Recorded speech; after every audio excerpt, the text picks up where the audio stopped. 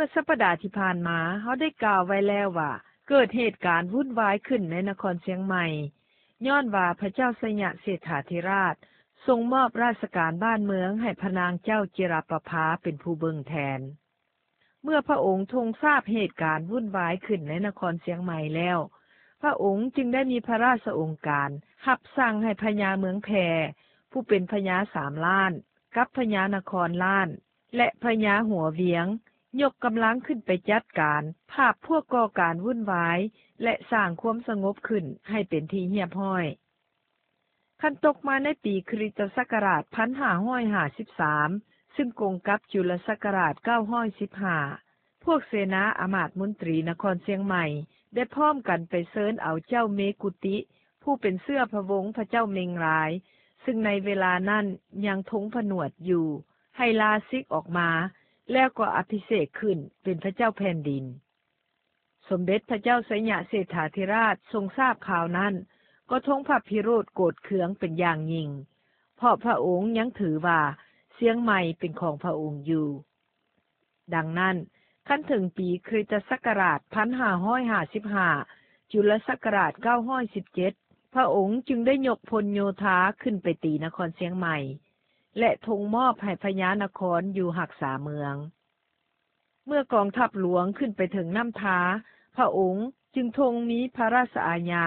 รับสั่งให้พญาขาวดอกหมากยกพลไปตั้งอยู่ดอนหาดซ้อยให้พญายศลือเกียนซึ่งพายลุนม้าได้เลื่อนยศขึ้นเป็นพญาแสนสุรินทร์ลือไซนั่นยกพลไปตั้งอยู่บ้านดานฝ่ายพระเจ้ามีกุติเจ้านครเชียงใหม่ได้แต่งให้พญาไสยเสนกับแสนน้อยเกณฑ์เอากำลังพลจากเมืองฝางเมืองเสียงหายและเสียงแสนยกออกมาตั้งหับอยู่เมืองผาใดพญาไสยเสนขี่สร้างขวนเมืองง้อยผ่านมาทางบ้านดานมาจวบกับพญายศลือเกียนพญายศลือเกียนขี่สร้างกำแพงจักเข้าสุนถูกสร้างขวนเมืองง้อยล่มลงน้ำของ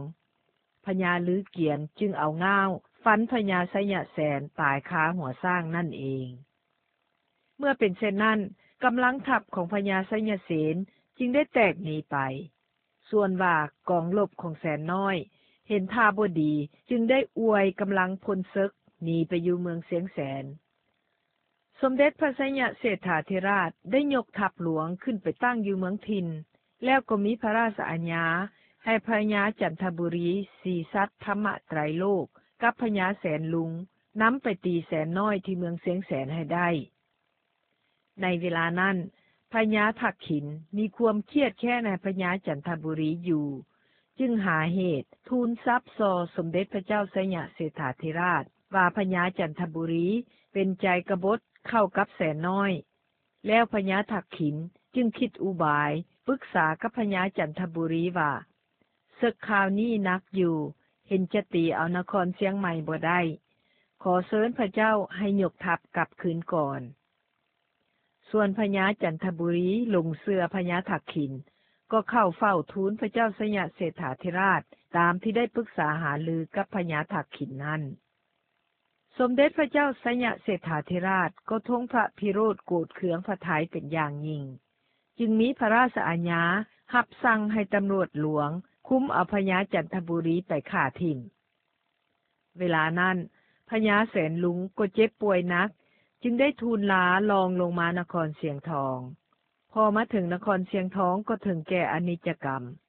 บัดนั้นสมเด็จพระเจ้าสยามเศรษฐาธิราชจึงได้ทรงแต่งตั้งพญาเมืองกลางให้เป็นแม่ทัพยกไปตีเอาเมืองเสียงแสนกำลังของแสนน้อยสู้บ่ได้แสนน้อยจึงได้เอาตัวลบหนีไปเมืองตองอูคือหงสาวดีประเทศพม่าบัดนั้นสมเด็จพระเจ้าสยามเศรษฐาธิราชจึงได้เสด็จขึ้นไปประทับอยู่เมืองเสียงแสนและตั้งนครเสียงแสนขึ้นเป็นราชธานีพระองค์ทรงบำรุงสร้างม้าริพลอยู่ในที่นั้นถึง9 เดือนเพื่อจะตีเอานครเชียงใหม่คืนมาให้ได้ฝ่ายแสนน้อยที่ลบหนีไปนั่นก็ไปเชิญเอาเจ้าฟ้าหงสาวดีบุเรงน้องหรือมันทาธุราช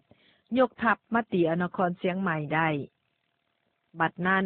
เจ้าฟ้าหงสาวดีจึ จึงมีพระราชสารให้น้อยมังเจียถือมาถวายพระเจ้าไสยะเศรษฐาธิราชอยู่เมืองเสียงแสนพระราชสารนั้นมีเนื้อความว่าเมืองเสียงใหม่เป็นเมืองลูกของเฮาก็ได้ฮู้ได้แจ้งแต่พอเจ้าได้ใส้หมื่นกวนกับนายประเทียบวิสูรให้มาบอกเราฮอดเมืองอังวะคือหงสาวดีพุ่นว่าพระเมกุติทั้งแสนน้อยได้โคบโลภสิงเอาเมืองเสียงใหม่บัดนี้เฮาผู้เป็นพ่อก็มาเอาพระเมกุติและแสนน้อยได้แล้วบัดนี้เมืองเสียงใหม่นี้ลูกเฮาจักมาเอาคืนเฮาผู้พ่อก็จักมอมเวรคืนให้เมื่อสมเด็จพระเจ้าไสยเศรษฐาธิราชได้ทรงทราบพระราชสารดังนั้นแล้วจึงแต่งให้แสนแขกเอาสร้างตัวหนึ่งชื่อว่าไตรภพไปถวายพระเจ้ามันทาธุราชบุเรงนองที่เมืองเสียงใหม่พร้อมกับพระราชสารก้านหนึ่งซึ่งมีใจความว่าเมืองเสียงใหม่นี้หากแม่นเมืองของเฮาผู้ลูกแท้พอเฮาตายเฮาได้กลับเมื่อบวชตนตัวและได้สร้างมหาธาตุทางกุฏิวิหารให้ทานทมนะบุญคุณพอเฮาจึงได้ฝากบ้านฝากเมืองไว้ดอมพระสังฆเจ้าและเสนาทั้งมวลเขาบ่อยู่ในสัจจะอันเฮาตั้งไว้ลวดเอาพระเมกุติมาตั้งแทนบัดนี้พอเฮามาได้เมืองเสียงใหม่แล้วเฮาขอถวายมอบให้แก่พอเฮาเถิด